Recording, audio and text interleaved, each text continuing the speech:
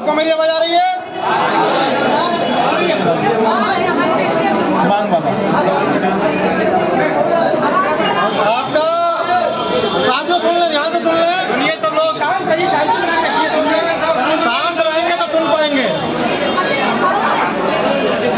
Mutual transfer, पहली जो हमारी डिमांड थी म्यूचुअल ट्रांसफर और रिक्त पदों पर स्थानांतरण।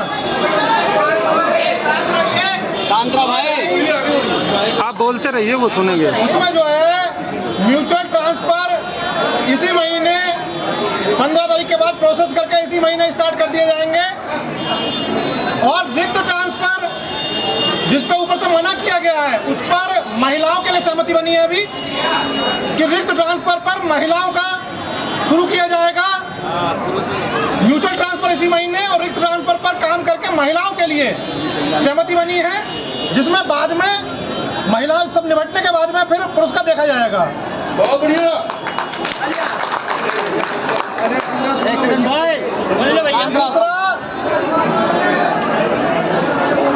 केंद्र हेलो, जिसमें अतिरिक्त 3 वेतन विसंगति के लिए, हाँ भाई आवाज, वेतन विसंगति के लिए कमेटी बन जाएगी आज, जिसमें संगठन के प्रतिनिधि होंगे। हमने उन्हें 3 तरीके से दिया है। डीए का लेटर के लिए वो मान गए हैं। डीए के लिए पत्र भारत सरकार को लिखा जाएगा, प्लस और भी जो हमारे पास ऑप्शंस हैं वेतन विसंगति के, वो हमारे प्रतिनिधि अपने प्रतिनिधियों से बात करके उस कमेटी में रखेंगे। उस जो सुझाव हमारी तरफ से दिए जाएंगे उन पर कार्य करके वेतन विसंगति इसी सत्र में दूर कर दी जाएगी।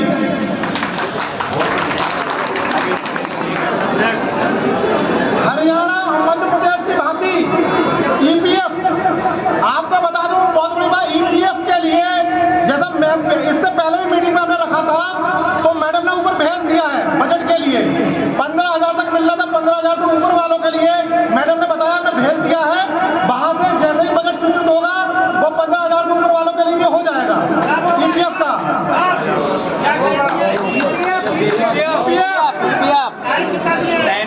ईपीएफ में पत्र भेज दिया है केंद्र सरकार को, बजट स्वीकृत होते ही तुरंत हो जाएगा, महीने भर में 2 महीने में हो जाएगा वो, कोई दिक्कत वाली बात नहीं है।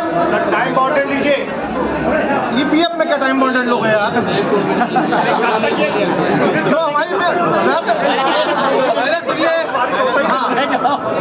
ईपीएफ जो है मुद्दा आज क्लियर नहीं हुआ, मैं आपको कोई बता रहा हूँ, ये हमारी पिछली मीटिंग में क्लियर हो गया, तभी उन्होंने बताया कि लेटर लिख चुके इसके लिए, बस बजट स्वीकृत होना है और सब पर बजट स्वीकृत होता ही लागू हो जाएगा सब सभी कर्मचारियों के लिए, क्योंकि बजट केंद्र सरकार ही देगी। उसमें काफी देर बात हुई थी, इसमें भी केंद्र सरकार देगी, यहाँ से बजट नहीं दिया जाएगा, क्योंकि कमिश्नर ईपीएफ कमिश्नर से हमारी बात हुई थी, हमने मीटिंग में रखा था। ईपीएफ कमिश्नर ने हमसे बोला था कि हमें प्रस्ताव भिजवाइए, हम अपना पार्ट दे देंगे पैसे का। तो बोले यहाँ से भी तो पार्ट जाना है, जो यहाँ से जाना वो तो केंद्र सरकार देगी ना। तो बोले वो मीटिंग में ही हमने आपसे बात हुई थी तो लेटर लिख दिया था, और वो लेटर अगर कहोगे तो ग्रुप में डाल दिया जाएगा यहाँ से लेकर, ठीक है ना। एमसीटीएस डाटा ऑपरेटर आउटसोर्स में बात हुई तो एमसीटीएस के उन्होंने बोला कि इस पर पहली बार विनम्र होकर उन्होंने बोला है कि इसको हम देख लेंगे। हमने बोल दिया कि 30 डिस्ट्रिक्ट बचे हैं, 45 डिस्ट्रिक्ट हो चुके हैं।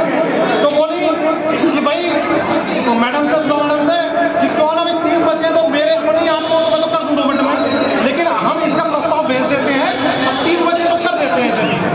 तो इस पर पॉजिटिव हो गया अभी देख लेंगे क्या आंकलन निकलेगा इस पर, लेकिन पॉजिटिव उन्होंने बोल दिया है कि 30 बचे हैं, 45 ज्यादा है, 30 कम है, तो कम की तरफ भीतर से चाहते हैं तो हो जाएगा।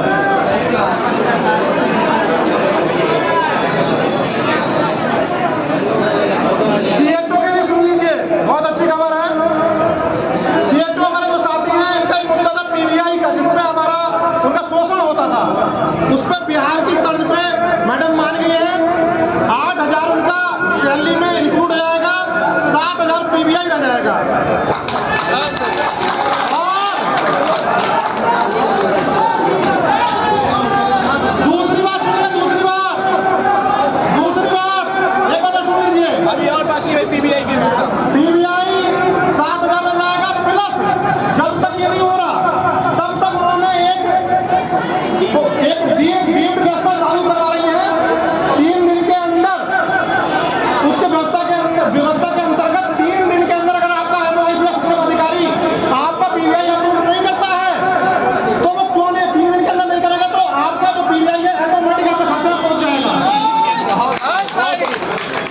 अब कहीं पैसा नहीं चलेगा, अब कहीं पैसा देने की जरूरत नहीं है।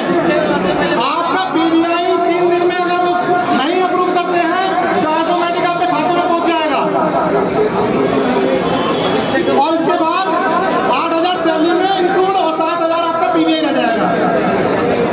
तो व्यवस्था जो वाली है पैसे पानी वाली वो खत्म हो जाएगी। एचआरए